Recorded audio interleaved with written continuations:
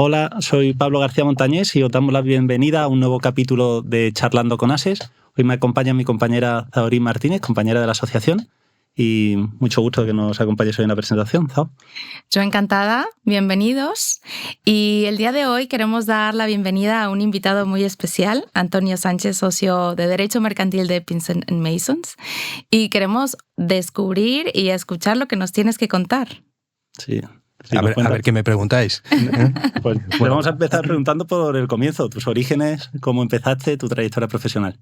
Bueno, primero, buenas tardes. Para mí es un placer también el acompañaros. Creo que el proyecto de la asociación es muy interesante y creo que además cubre un hueco que existe y que no estaba suficientemente atendido. Y luego, dentro de lo que es la rigidez de nuestra profesión, iniciativas como esta creo que tienen interés. Te damos las gracias. Con lo cual, la verdad es un placer acompañaros y ser de los pioneros. Muchas gracias. Ser de los pioneros. Nuestro segundo invitado. Lo son. Sí. Dejaron el moral muy alto, ¿eh? Ya hablaremos de por qué no el primero. Me preguntabas por mis orígenes.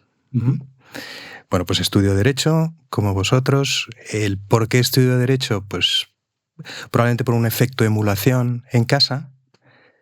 Mi padre era abogado y yo siempre he tenido cierta admiración o mucha admiración por la figura de mi padre. Además, mi padre se muere relativamente pronto, cuando yo soy muy joven, todavía no he empezado la carrera, y yo creo que eso acentúa más todavía esa sensación de querer ser como tu padre, ¿no? Empiezo la carrera me gusta mucho. ¿Dónde la haces? En la Complutense. Y siempre, además... Porque tú eres madrileño. Sí, y siempre he estado muy inclinado al mundo de las letras. Y la carrera me gusta mucho. Termina la carrera y hay es una anécdota, pero que yo creo que confirma que había elegido el camino que quería elegir. Y hay un determinado momento en el que un conocido me propone tener una serie de entrevistas para incorporarme a un MBA, puramente financiero, económico, empresarial. Y yo acudo a esas entrevistas como candidato para cursar un máster, ¿no? Y salí de las entrevistas, recuerdo la sensación al salir de las entrevistas de decir, no, esto no es lo que yo quiero hacer lo que he venido estudiando en estos 5 años, ¿no? Con lo cual debe haber una cierta vocación, ¿no?, que de momento se mantiene. Y a raíz de eso, yo después estoy en el Instituto de Empresa. Paso después una temporada relativamente breve de becario en la asesoría jurídica de IBM, donde conozco a un equipo de abogados extraordinario y uno de ellos me lleva con él a lo que fue luego, a lo que fue el segundo operador de telecomunicaciones móviles en España, Airtel, que era un proyecto absoluto. ¿Qué años estamos hablando? Estamos hablando del año 96, vale. 95-96. Porque en IBM, ¿qué estás? Son 6 meses. Yo creo que no llega a los 9 meses aproximadamente, ¿no? Y aquí era un proyecto absolutamente novedoso, competir contra Telefónica. Yo siempre digo que cuando llego las escrituras casi están en una caja de cartón. Y ahí estuve 6 años, 7 años. Aprendí muchísimo, porque éramos un equipo muy pequeño que teníamos que hacer absolutamente de todo.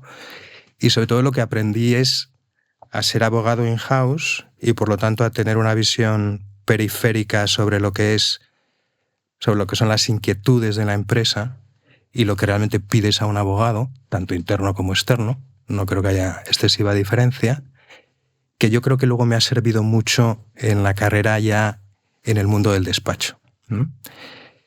¿Y en ese momento ya tenías el gusanito por un despacho? Yo siempre lo he tenido.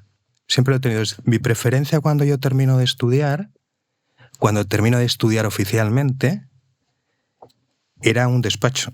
Pero yo me encuentro con un profesor, Carlos López Blanco, persona a la que admiro muchísimo, hoy gran amigo mío, que es el que me propone irme con él primero a IBM y luego a lo que fue Airtel, ¿no? Y a raíz de eso es como arranco en el mundo de la empresa, que creo después que me ha venido extraordinariamente bien, ¿no?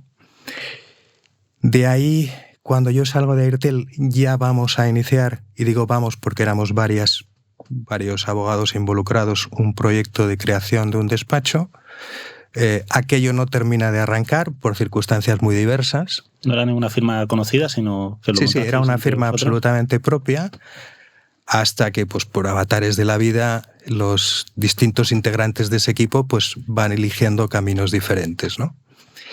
Y yo termino en Ramón y Cajal, junto con otro de esos abogados, Diego Lozano, socio, después también fundador de Pins & Masons en Madrid. Y ahí es donde yo empiezo a dedicarme ya a lo que me dedico actualmente, o a lo que me llevo dedicando desde el año 2006, ¿no? Que es el derecho mercantil, M&A, private equity, las operaciones, el trabajo transaccional, ¿no? Había hecho cosas en este mundo en Airtel, había estado involucrado en algunas operaciones en Latinoamérica, por cierto, ninguna de ellas con éxito, ninguna se llegó a terminar, con lo cual tenía cierta sensación de ser gafe. Digo, yo creo que no voy a ser capaz de cerrar una operación en mi vida, ¿no? Afortunadamente luego no fue así. Y yo estoy en Ramón y Cajal desde 2006, finales del 6, hasta finales del 16, esos 10 años. Y ese es el momento en el que inicio un proyecto nuevo, que es el lanzamiento de Pinsent. Pinsent es una firma internacional que no tenía presencia en España, aunque venía históricamente trabajando con clientes españoles fuera de aquí, ¿no? Y desde entonces en Pins & Masons, dándole pedales a la bicicleta, que es la única manera en la que este negocio funciona. Has dicho que para ti el abogado de empresa y el abogado de despacho tienen muchísimas similitudes. Has estado en los dos sitios. Sí, es que a mí me enseñaron cuando empezaba que una asesoría jurídica interna debía funcionar como un despacho y que el resto de las áreas de una empresa eran clientes de ese departamento interno. Es decir, que si el departamento comercial te pide que revises un contrato de lo que sea, con cierta agilidad, esa agilidad es la misma que le tienes que pedir al externo y la misma que tienes que cumplir siendo un interno, ¿no? Estás prestando un servicio, eres un equipo de soporte a otros departamentos de la empresa. Por lo tanto, yo concibo que el funcionamiento no debería ser muy diferente entre el abogado in-house y el abogado externo. Pero ¿cuáles fueron las principales diferencias que encontraste cuando saltaste al mundo de los despachos? ¿Habías estado in-house y fuera? ¿Qué es lo que encontraste diferente? Bueno, yo creo que pierdes visibilidad en cuanto a las necesidades internas de una empresa o inquietudes o intereses, y ganas capacidad de concentración en el sentido de que puedes dedicar más tiempo a un asunto de lo que lo podía dedicar cuando estaba trabajando en una asesoría jurídica, ¿no? Tengo la sensación de que tienes que resolver más problemas en menos tiempo desde dentro que desde fuera, porque desde fuera no te contratan para todo. Te contratan para asuntos. ¿Te has arrepentido alguna vez de dar el salto a despacho? ¿O te has visto tentado de volver al mundo de la empresa? No, arrepentirme no. Sigo pensando que la opción de empresa es tan interesante como la del despacho, pero no he sentido que me haya arrepentido de en aquel momento haber cambiado de raíles y haber pasado a ser un abogado de despacho. No. Y déjame preguntar. Y dicho esto, yo no sé lo que pasará mañana, ¿no? Pero ¿Dónde te llevan? Y déjame preguntarte una cosa, porque para todos los abogados jóvenes también que nos estén viendo, has tenido la oportunidad de estar en distintos sitios y de saltar. En esos momentos tú pensabas, mi ciclo se ha acabado, tengo que empezar uno nuevo. ¿Qué te venía a la cabeza o qué te motivaba para cambiar de proyecto? Yo creo que es una mezcla de factores distintos. Yo creo que hay un punto de cansancio, no voy a decir aburrimiento, pero sí, yo creo que el término más apropiado es cansancio. Es decir, quiero hacer otra cosa. Probablemente también el atractivo del sitio al que te quieres mover es otro factor muy relevante. Por ejemplo, cuando yo cambio de Ramón y Cajal a Pinsent, ¿he hecho cosas muy distintas? No. En términos técnicos, mi trabajo no es muy distinto, pero sí que es verdad que se genera una oportunidad para trabajar para otra tipología de clientes, disponer de una plataforma internacional, acceso a colegas en jurisdicciones con las que habitualmente no había trabajado nunca, formas de pensar no muy distintas, pero sí diferentes. Luego, yo creo que hay una mezcla de elementos que se concentran en un punto, en un determinado momento del tiempo, que te hacen pensar, bueno, es el momento. Y luego, por supuesto, tienes que tener la oportunidad, tiene que surgir la oportunidad. Desde yo mañana puedo pensar que quiero ser el secretario general del Real Madrid, o del Betis, Pablo, perdón, o del Betis, pero a lo mejor no tengo la oportunidad, ¿no? Claro. Si existe esa oportunidad mía. Eso no lo pude. Bueno, competiremos por el puesto. No sé si profundizamos en el tema técnico que queríamos tratar. Ya sabes que el podcast tenemos una primera parte de conocer al invitado y después profundizar algo más en cuestiones técnicas. Si te parece, podemos empezar a profundizar ahí, que vamos a titular el podcast 3 temas que deben preocupar a un consejo de administración en una operación de Money. Y no sé si nos podrías contar. Esta es la parte que me tenía que haber trabajado y que no he trabajado. Pero te queremos preguntar esa parte interesante que no está en los libros, esas tensiones que se viven muchas veces en la adopción de decisiones estratégicas dentro de un consejo de administración, cuando hay operaciones que son fundamentales para la empresa. Pero yo ahí os doy mi percepción desde fuera, ¿no? ¿Qué es lo que yo veo? O sea, cuando voy a empezar una operación, para mí uno de los elementos fundamentales que hay es entender por qué se hace esa operación. Es decir, me voy al final de la historia. Cuando uno revisa cómo ha terminado una operación, lo desequilibrado que pueda estar los contratos derivados de una operación, uno siempre piensa, esto lo podríamos haber hecho mejor, aquí podríamos haber negociado mejor, aquí nos han colado un gol, aquí se lo hemos colado nosotros. Muchas veces todas esas cosas no son casuales y derivan de la propia capacidad de negociación que tienes durante todo ese camino, ¿no? Y esa capacidad de negociación, a su vez, tiene un punto de partida, que es la motivación que hay detrás de quienes deciden acometer una operación. Dice, voy a comprar algo, voy a comprar esta empresa o voy a vender esta empresa. Esa motivación condiciona mucho la capacidad de negociación que luego tienes, no digo yo como asesor externo, sino incluso el propio equipo interno a lo largo de todo ese proceso, ¿no? Entonces, a mí que me interesa mucho conocer por qué vamos a hacer una determinada operación, qué se está buscando cuando decidimos que vamos a comprar una empresa que fabrica lámparas en Portugal, porque no tenemos fábrica y queremos abrir una fábrica, porque es un producto distintivo que nosotros no tenemos en nuestra cartera. O sea, todo eso, que parece que son elementos poco técnicos, tienen una relevancia muy, muy superior más superior de lo que parece, ¿no? Desde el punto de vista del consejo, yo creo que más que 3 cosas, como tú decías, yo creo que aquí hay que hablar como de 3 fases, ¿no? Es decir, yo creo, si me pongo en los zapatos de un consejero, y no hablando de cuestiones técnicas, no me refiero a lo que todos sabemos de tomar decisiones informadas y diligentes y demás, no, me refiero a yo qué querría tener claro cuando tomo la decisión, por qué tomamos esa decisión, o sea, qué buscamos cuando decidimos que nos vamos a comprar la fábrica de lámparas en Portugal, ¿no? Porque eso al mismo tiempo también condiciona no ya solo la negociación, como yo decía antes, sino los puntos de atención. Es decir, ¿qué me tiene que preocupar de aquí? ¿Qué no me preocupa de aquí? ¿Mm? Entonces, desde el punto de vista de quien toma la decisión, pensando que la decisión es una decisión colegiada de un grupo de administradores, yo creo que eso es algo que los administradores tienen que tener muy claro.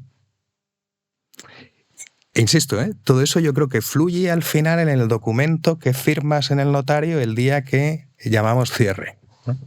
Tenemos que inventar una palabra un poco más... más sexy. Sí, más sexy. Menos británica. Sí, sí. Menos anglosajona, ¿no? Por lo tanto, yo creo que en esa fase el analizar por qué hacemos lo que queremos hacer, cuáles son nuestras líneas rojas, por supuesto, es decir, qué podemos aceptar, qué no podemos aceptar. Y todo eso, yo creo que es ese trabajo previo que el administrador que tiene que tomar una decisión estratégica, y yo por estratégica entiendo una decisión que va a tener un recorrido a largo plazo, porque la operación en sí es el punto de partida. Es donde debería poner el foco, a mi juicio, ¿no? Y por supuesto parece que hablamos de adquisiciones, pero podemos hablar de desinversiones. Es decir, oye, ¿por qué me quito esto de aquí? Claro. ¿Vale? No es lo mismo que decidas desinvertir porque hay una decisión estratégica de queremos focalizar nuestra empresa en fabricar este tipo de bombillas o fabricar este tipo de lámparas, ¿no?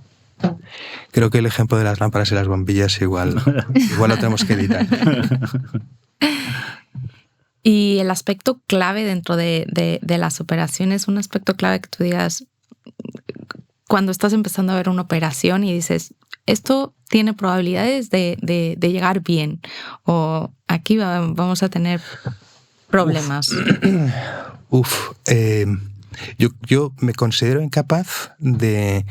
También reconozco que yo tengo cierta torpeza para eso, ¿eh? Para ver a largo plazo yo tengo cierta torpeza, pero yo me considero incapaz de vislumbrar si una operación va a terminar o no. Porque la experiencia me ha demostrado que operaciones que parecían fáciles, sencillas, donde todo el mundo estaba alineado, donde no había grandes debates, por razones insospechadas, en un determinado momento aquello descarrila, no hay manera de reconducirlo y aquello muere. Y al contrario, operaciones difíciles donde dices, es imposible que estas dos personas se pongan de acuerdo, no puede haber dos personas más diferentes, tenemos este problema, tenemos este otro problema, aquí hay contingencias como para que nos lleven a todos a la cárcel y demás. Y sin embargo la operación acaba saliendo.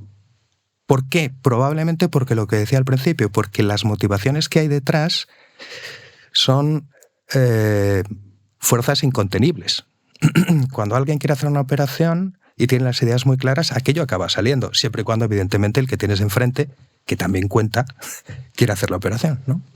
Entonces, yo no te sé decir, no sabría escribir factores que determinan. Bueno, por supuesto que puedo hablar de factores que determinan que una operación no tenga éxito, pero no creo que haya un denominador común en las operaciones en las que yo he participado que no han salido o que se han salido, ¿no? ¿Y cuál es la segunda fase que detectas? Que decías que había detectado. Solo por cambiarnos el tema del podcast, que ya lo tenemos editado, nos ha cambiado de 3 asuntos a 3 fases, pero ¿cuál es la segunda fase? Bueno, esto es porque no me consultan los títulos del podcast. Podría convertirme en asesor externo. No, la segunda cosa, podemos llamarlo cosas, podemos llamarlo fases. La segunda cosa es el proceso, evidentemente. Que el proceso quizá requiera menos involucración de lo que serían los administradores. Normalmente yo siempre digo que hay determinados agentes que deben participar poco para que su relación con la otra parte no se erosione. O sea, hay gente que tiene que intervenir cuando tiene que intervenir. Y por lo tanto, eso no es en todo momento... Ponle nombres. Ni en todo lugar. Dale... El secretario general debe intervenir cuando tiene que intervenir. Podría decirlo justo, no, cuando tiene que intervenir. No, evidentemente el equipo interno tiene una visión y tiene un conocimiento y una sensibilidad que tú como externo no tienes. Por lo tanto, esa orientación es imprescindible para ti, ¿no? ¿Te ayudan los equipos internos en las operaciones o te entorpecen? No, me ayudan. No, yo siempre considero que es muy útil. Precisamente porque te aportan un ángulo que tú no eres capaz de tener. Tú lo ves todo desde fuera, tú lo ves desde un punto de vista a veces excesivamente técnico. Quizá pones demasiado el foco en cuestiones puramente técnicas que tienen menos importancia y vuelvo otra vez al punto de partida, porque no son tan importantes para quien quiere hacer la operación, ¿no? Entonces yo creo que esa flexibilidad como externo, como abogado que lidera una operación, yo creo que es crítica, esa flexibilidad. Y eso evidentemente implica que tienes que saber escuchar a los equipos internos, sean equipos jurídicos o sean equipos de negocio, ¿eh? Pero tienes que saber escucharlos. Si no tienes claro lo que tu cliente quiere, el resultado probablemente sea regular, ¿vale? Entonces yo creo que hay más ayuda que otra cosa, ¿no? A mí me encanta lo que has dicho porque lo que has comentado acerca de entender el por qué, yo creo que es fundamental. Si tú entiendes y si tú tienes esa escucha activa que estás compartiendo, te va a ayudar a solucionar muchísimos problemas que tienes durante la operación. Entonces, coincido plenamente contigo que esa parte es clave. Yo creo que cualquiera sabe o puede saber lo que dice el artículo 1484 del Código Civil. Y si no sabe lo que dice el 1484, sabe que el libro rojo que tiene en la estantería pone Código Civil y que en alguna página tiene que haber un artículo que ponga 1484. ¿Vale? Eso es relativamente fácil. Trasladar ese conocimiento técnico a la realidad es lo que exige, a mi juicio, cintura, flexibilidad, conocer bien lo que quiere tu cliente, entender bien también lo que quiere la otra parte. O sea, una negociación no es negociación si no eres capaz de girar tu punto de vista y ponerte enfrente. Y ese es el valor añadido que realmente estás aportando, ¿no? El que pretendes aportar y el que intentas aportar. No siempre tienes el éxito que pretendes, ¿no? Sí, pero... A lo que voy es que hay otros aspectos que no son técnicos, que no son estrictamente jurídicos, pero que son importantísimos, que son esenciales. Y yo creo que lo que está comentando Antonio, que parecería una obviedad, no lo es. No suele pasar. Para mí no lo es. Para mí no es obvio porque te encuentras escenarios en los que no se tiene en cuenta. Por eso yo hago mucho hincapié en esto, ¿no?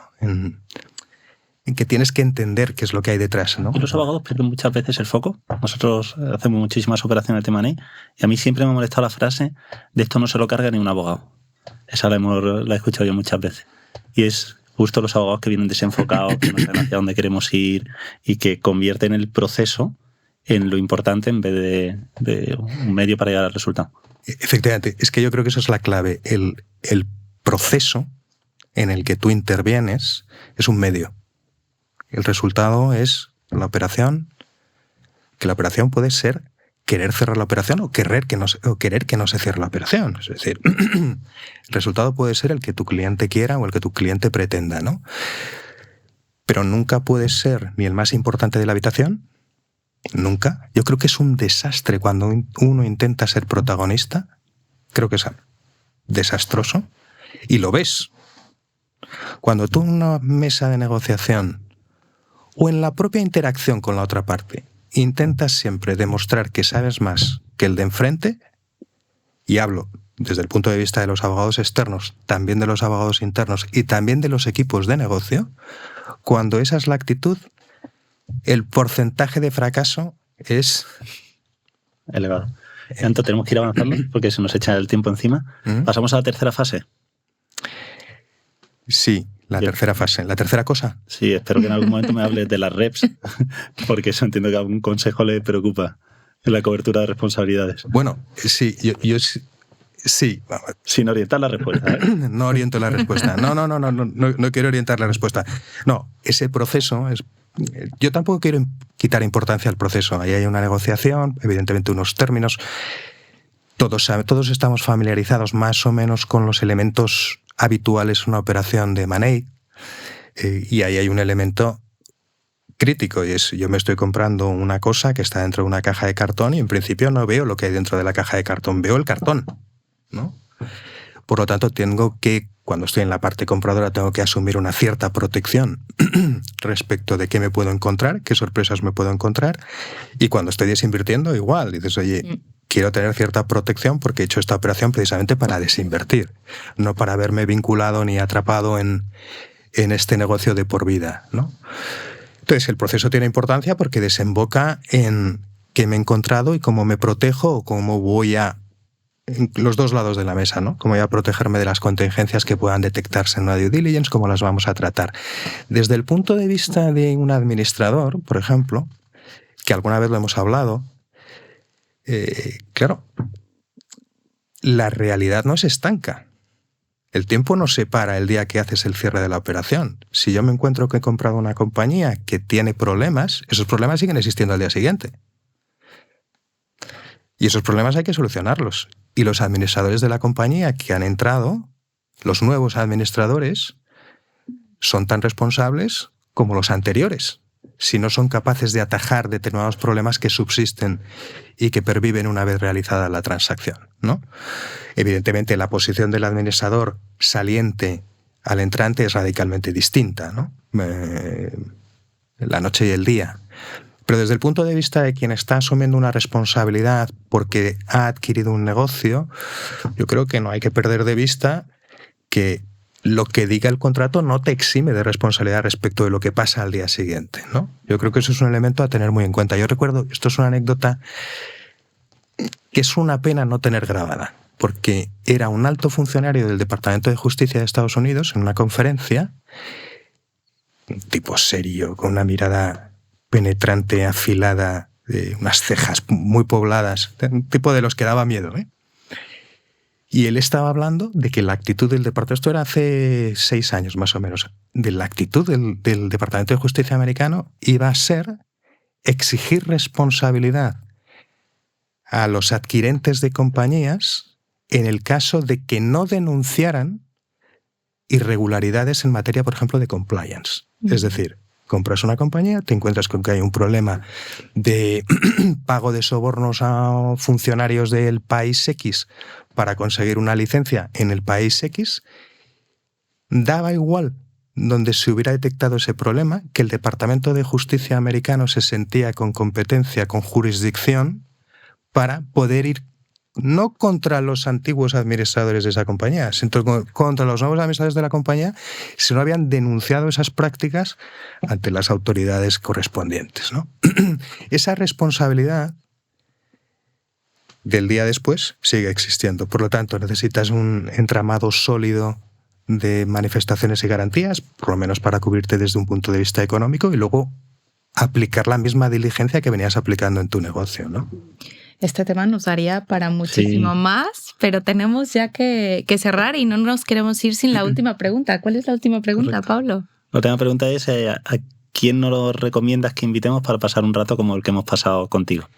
Bueno, yo tengo un nombre de una persona con la que os lo ibais a pasar mucho mejor, porque es mucho más divertido, tiene muchísima experiencia y además tiene una experiencia también muy doble, ¿no? Que es el antiguo secretario general de Coca-Cola Company, en España, Francia, Italia, Portugal, no sé, 1000 sitios, Sergio Redondo, buen amigo, y que yo creo que os puede aportar también una visión ya desde fuera, desde dentro, y seguro que le encontráis un ángulo interesante. Sí, seguro que sí. Pues mira, invitación lanzada. Sí. Nos pondremos en contacto con él por si quiere venir.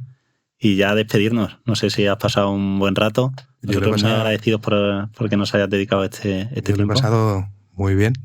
No sé, pues si ha quedado bien, pero seguro que sí. Espero que sí. ¿Eh? Pues, y encantadísimo de la invitación, por supuesto. Perfecto. Pues te muy bien. Sí. Bueno.